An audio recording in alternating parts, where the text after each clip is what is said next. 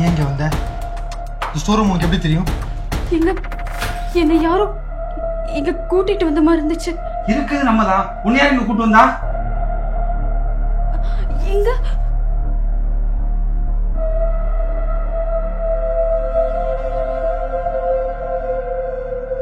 அதே மாமியார் தான் 2 வருஷத்துக்கு முன்னாடி அதையே பார்த்து பயந்து பைத்தியம் முடிச்சு போச்சு.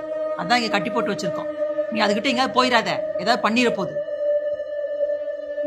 அம்மா எதையோ பார்த்து பயந்துருக்க. இந்நேரத்துக்கு எல்லாரும் இங்க இருக்க வேண்டாம். வாங்க எல்லாரும் கீழே போவோம். வாங்க வா.